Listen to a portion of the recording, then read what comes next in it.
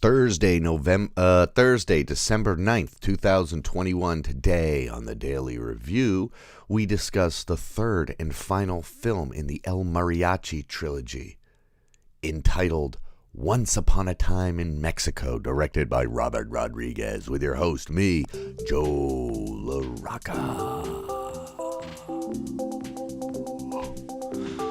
What's up, guys?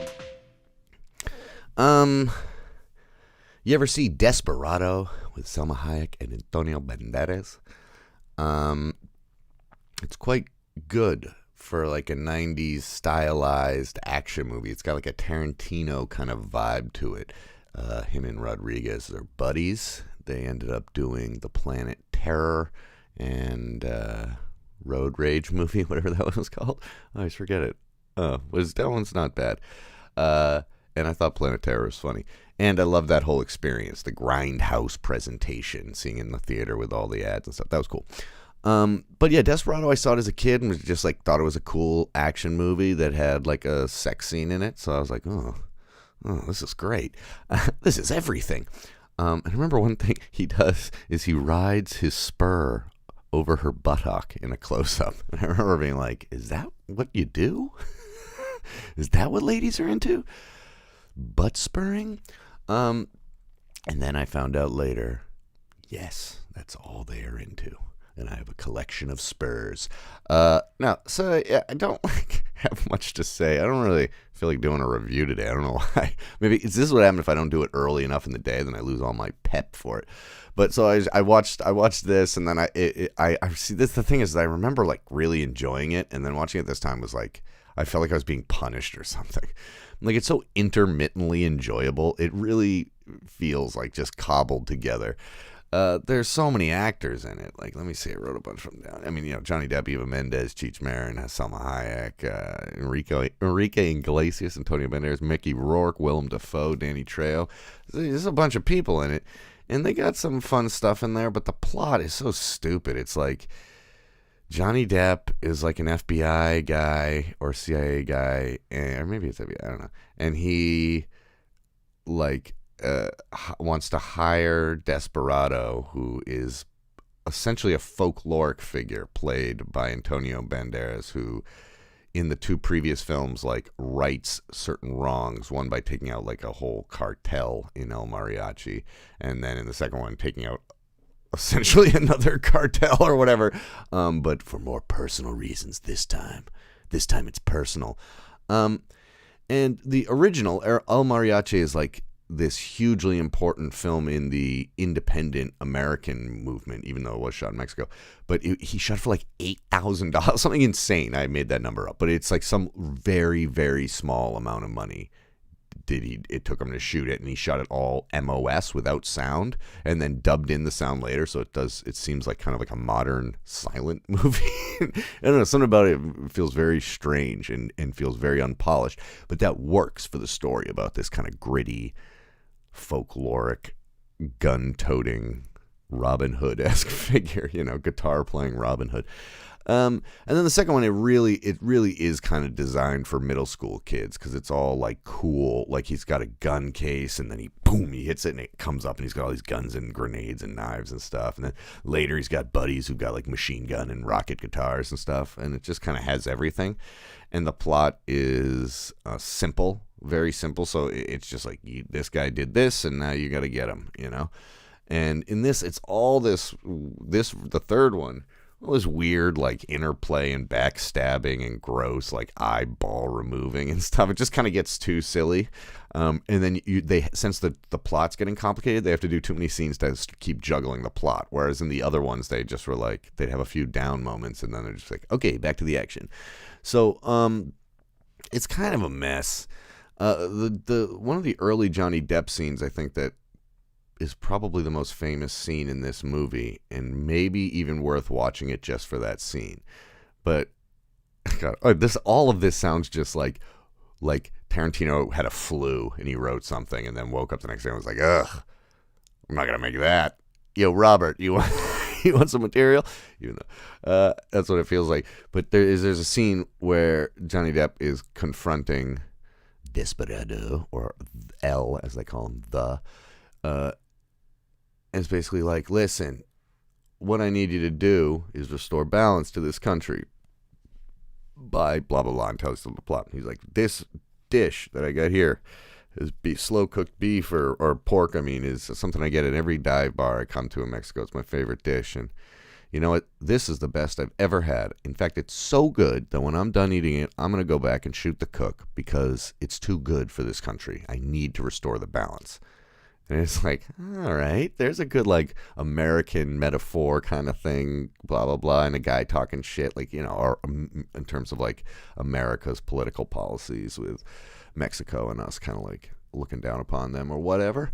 Not literally because we're looking down, because we're just flying around in space. It's all relative, guys. So, what?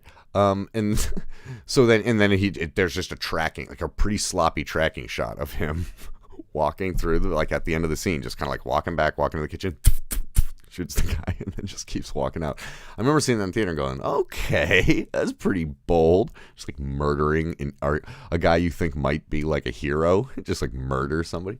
So that's kind of cool. You don't know really who the bad guys are in some senses, but like I love Willem Dafoe and he's no good in this, and I love Mickey Rourke and he's not, like, all of that stuff it's not right. The only people who seem to know what's going on are people like Cheech Marin and Antonio Banderas, like there, and definitely Johnny Depp, to like kind of pick up on the campiness of it and the B-moviness of it.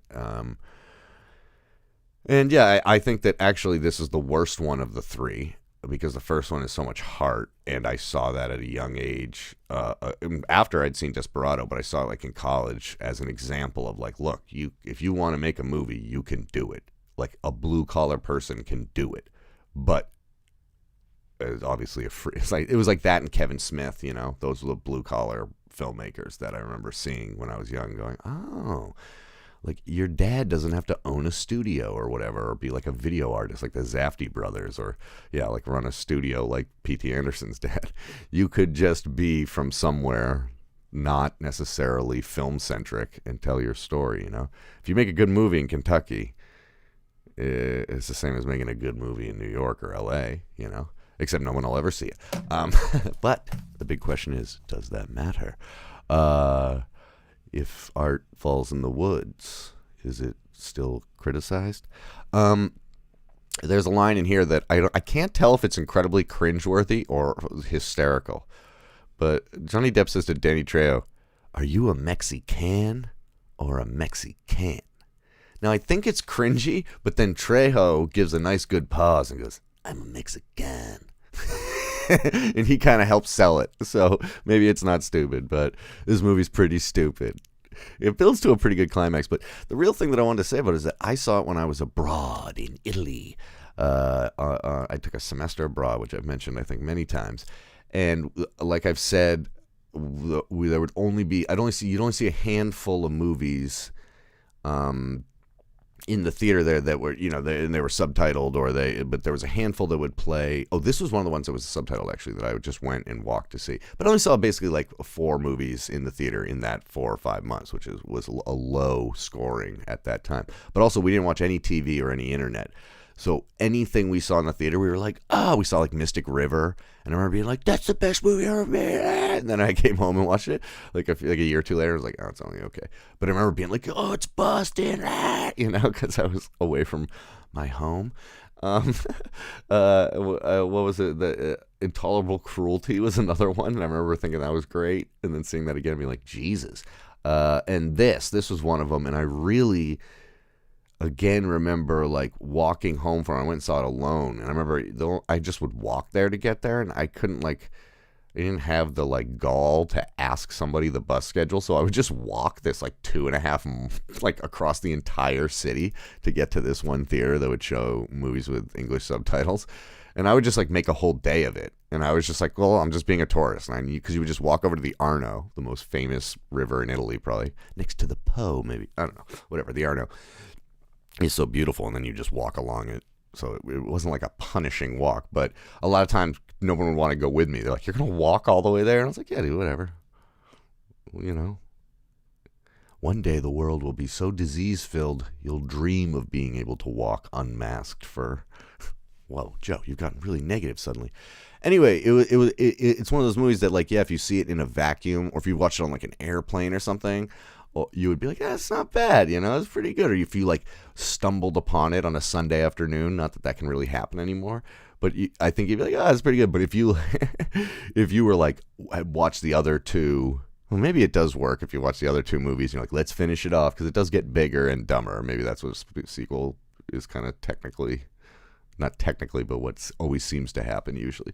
They get bigger and dumber, except for Return of the Jedi. That's pretty true, actually. I just said that off the top of my head. Anyway, this movie stinks, and I don't know if my point made any sense, but I think if movies and media and stuff are withheld from you and you're just given little drops of it, you'll be like, nourishment, I love it. No matter, it changes the context in which you rate it, which I think might be something interesting, but probably not. All right, I just saw that Red Letter Media dropped a new video, and I'm going to watch that because it's going to be a little bit more enjoyable than this. So my several students said that I should kind of convert the show or do a TikTok version of 1-minute reviews. And I'm thinking about it, but because they're all like, no, your personality it would work for that and all that. And I think maybe, but then it's just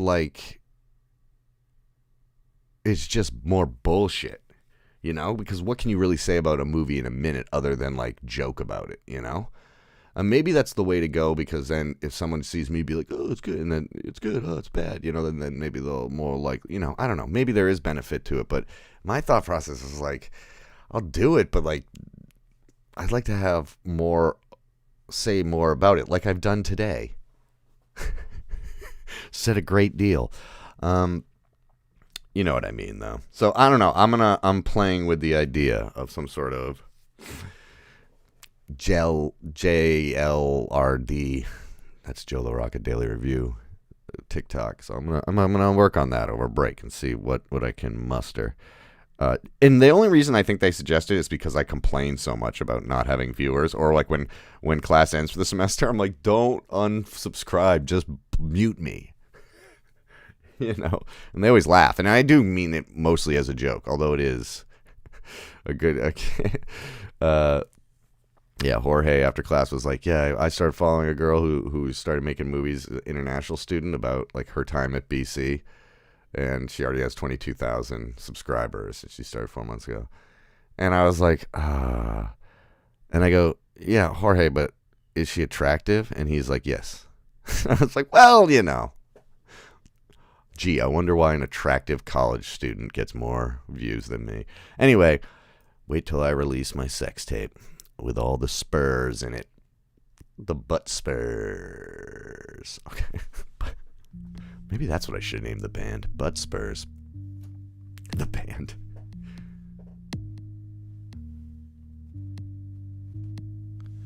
What's up, Bodie? I'll be there in a minute.